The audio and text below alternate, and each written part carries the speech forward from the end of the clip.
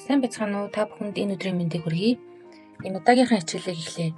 Энэ хичээлээр бид одоо үргэлжлэх цагийг үзэх болно.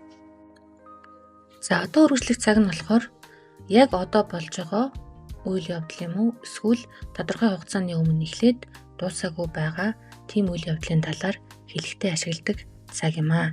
За жишээлбэл he is not listening to the professor.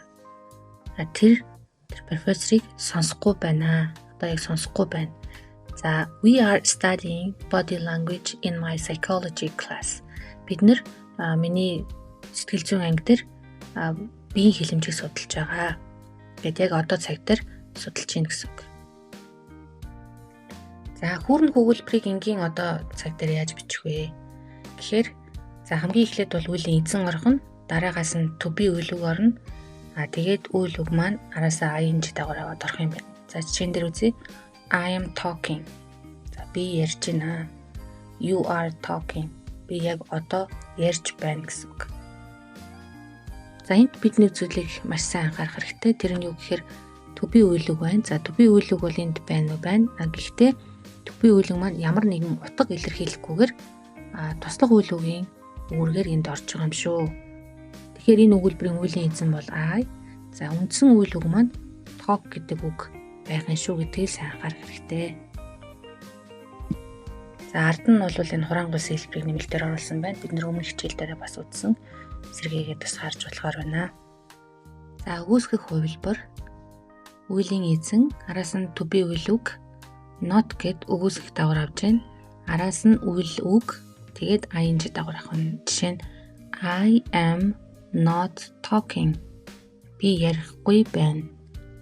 Яг одоо ярихгүй байна гэсэн санаатай. You are not talking.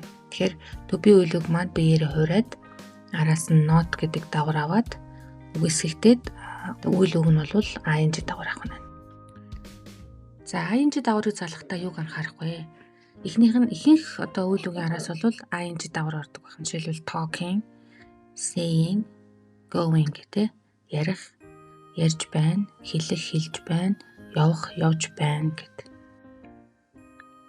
За хэрвээ үйл үг нь и үсгээр төгссөн байх юм бол ийг нь авч хаяад ing-ийг залгадаг байна. За жишээлбэл live, living, make, making, write, writing. За live амьдрах, амьдарч байна, make хийх, хийж байна, write бичих, бичиж байна. За үйл үг нь I игээр төгссөн байх юм бол I in y болж хувираад араас нь ing дагавар авдаг байна. Жишээлбэл lie, lying. За худлаа ярих, худлаа ярьж байна. За богино үедээ үйл үгэн дээр бол хэрвээ төгсгөл нь гээгүүлэгч шиг гээгүүлэгч гэсэн байдлаар төгссөн байх юм бол хамгийн сүүлийнх нь үсгийг 2 болгож бичээд араас нь ing-ийг залгадаг байна. Жишээлбэл sit, sitting, put, putting, get, getting. За sit суух, сууж байна, put тавих, тавьж байна, get авах, авч байна гэх. За хэдий богинохон нэг үедээ ч гэсэн W, X, Y гэсэн үсгээр төгссөн байх юм бол харин сүүлийн үсгийг 2 болгодог юм байна. Жишээлбэл grow, growing, fix, fixing, say, saying гэх мэтээр тий.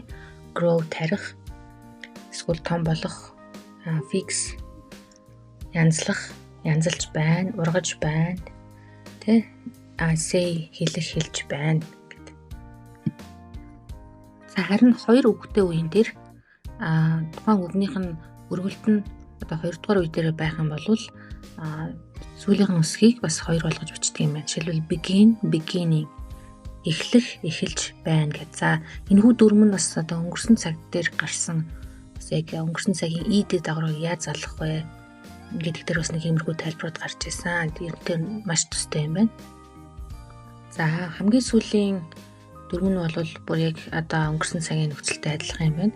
Хэрвээ 2 үетэй үгэн дээр тухайн үгийнх нь өргөлт нь эхнийхээ үе дээр байх юм бол сүүлийнх нь үсгийг 2-оор бичихгүй юм байна. Жишээлбэл listen, listening, visit, visiting, travel, traveling. Listen сонсож байна, visit очих, зочлох, зочилж байна. За travel аялах, аялаж байна гэж.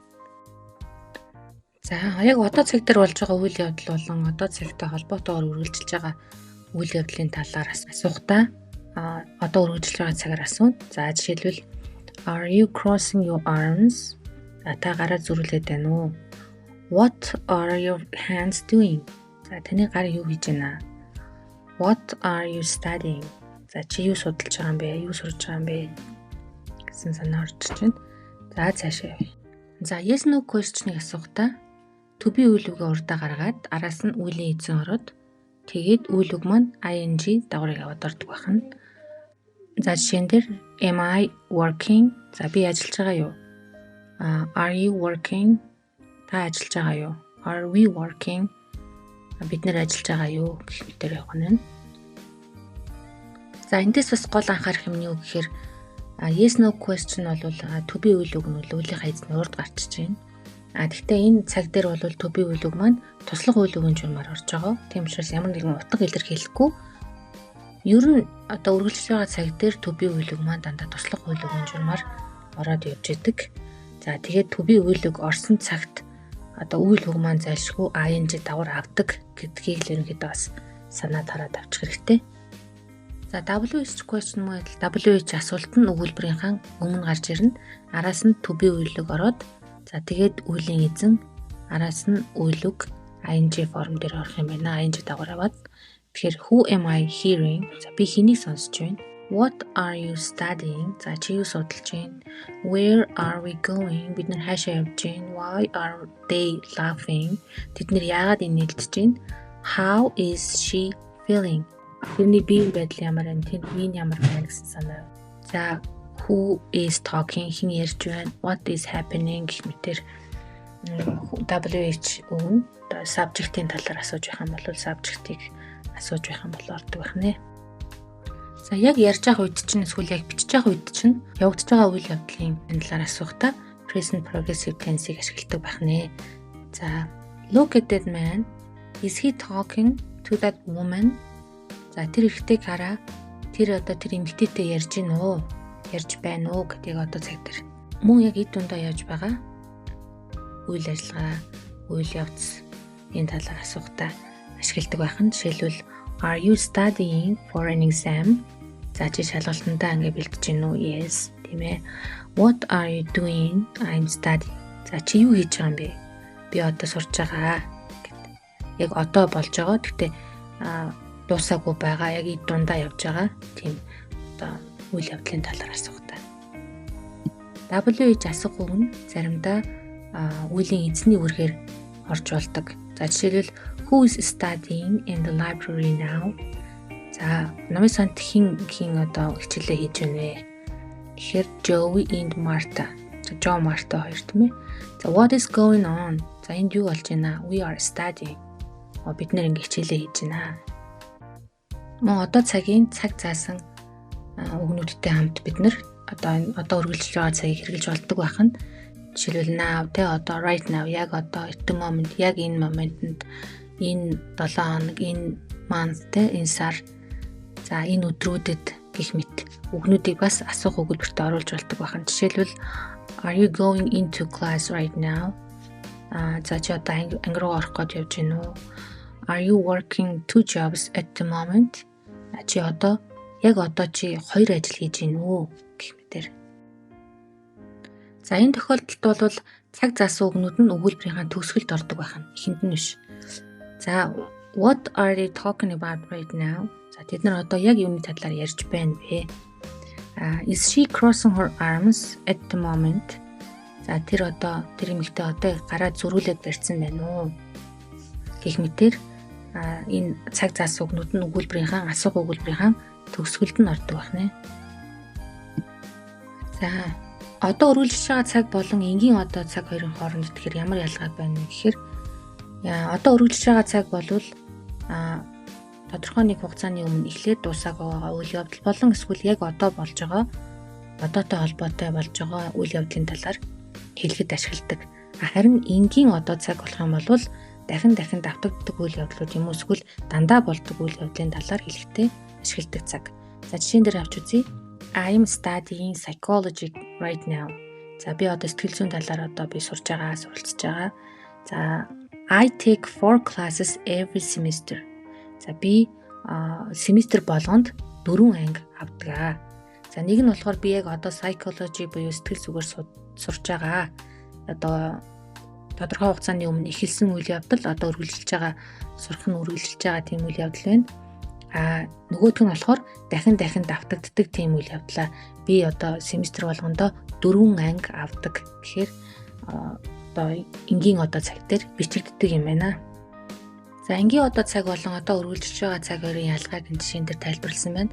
За эхнийх нь болохоор мэдээж түрүүн хэлсэн одоо болж байгаа үйл явдал болон дуусаагүй байгаа үйл явдлын талаар ярихтаа хэрэгэлдэг гэж.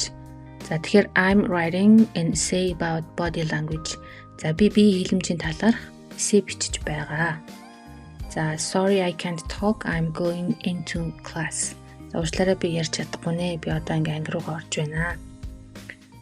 Тэг анги руугаа ороод явж гин гэсэн үг. За харин энгийн одоо цаг нь болохоор I write one essay every month. За би сар болгон нэг эссе бичдэг. I go to school on Mondays and Wednesdays.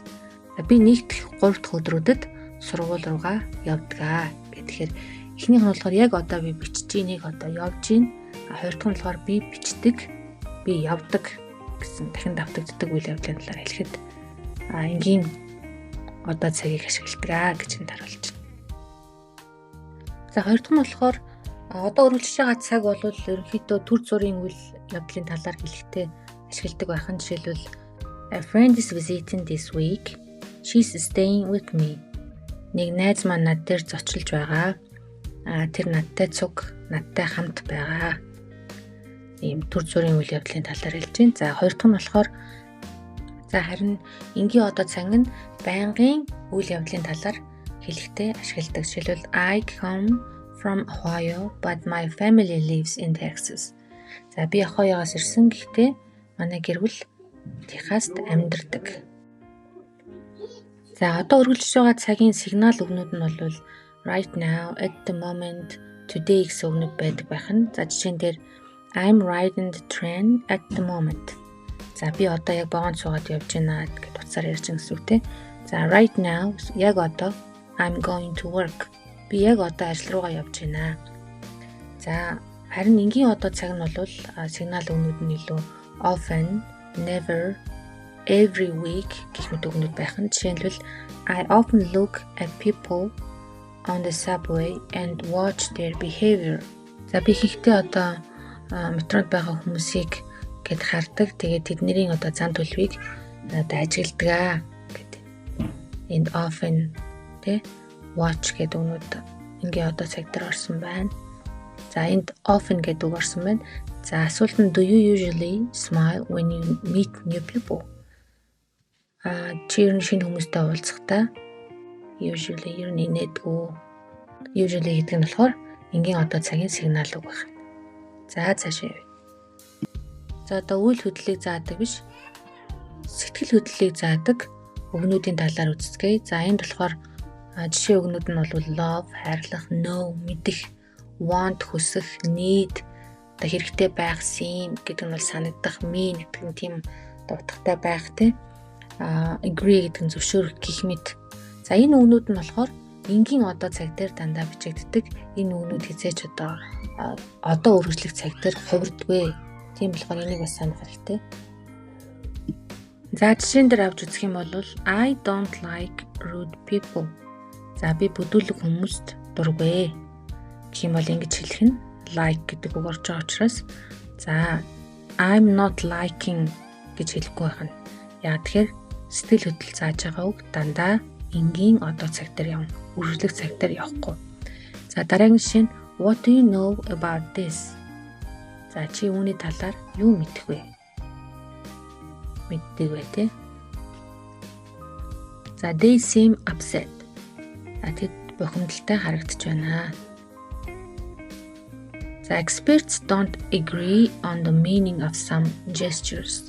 За экспертүүд зарим биеийн хэлэмжийн тодорхойлолтон дээр санал нэг биш байна. За гэхдээ зарим үгнүүд нь болохоор үйл хөдлөл илэрхийлдэг утгатай, сэтгэл хөдлөл илэрхийлдэг утгатай юм хоёр утгатай байдаг байна. За жишээлбэл I think grammar is fun. За би дүрэм болов сонирхолтой гэж би боддгоо. Энэ бол одоо өөрийнхөө санаа бодлыг илэрхийлж байна. За хоёр дахь одоо жишээ нь болохоор I'm thinking about my homework. За би яг одоо гэрийнхаа даалгаврын талаар бодож байна гэдэг. Энэ болохоор үйл хөдлөл буюу тархиа ашиглаж байна гэдэг санаа. Тэгэхээр action болж байна. За хоёр дахь жишээ нь болохоор the book looks interesting. За энэ бол одоо харагдах байдлыг хэлж байна. Үйл хөдлөлийг биш. За харин we are looking at the book right now.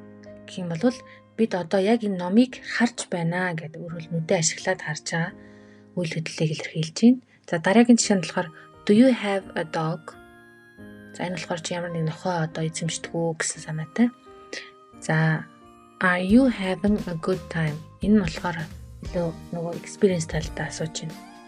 Чи одоо яг гоё цагийг гоё өнгөрүүлж чадж байна уу гэдэг. За харин feel гэдэг үгний хувьд болохоор одоо үргэлжлэж байгаа цаг болон энгийн одоо цаг дээр яг адилхан утгаснаагаар ордог байх нь. Жишээлбэл I feel tired today. Би өнөөдөр ядарч байна. I'm feeling tired today гэх юм бол би өнөөдөр бас ядарч байна. За how do you feel? За чи хэр байна? Юу мэдэрч байна? Эсвэл how are you feeling? Чи хэр байна те? Би чи ямар байна гэсэн утгаснаагаар ерөнхийдөө одоо цаг болон одоо үргэлжлэж байгаа цаг хоёр дээр яг ижлэгэн утгаар ордог ийм онцгой үг байна.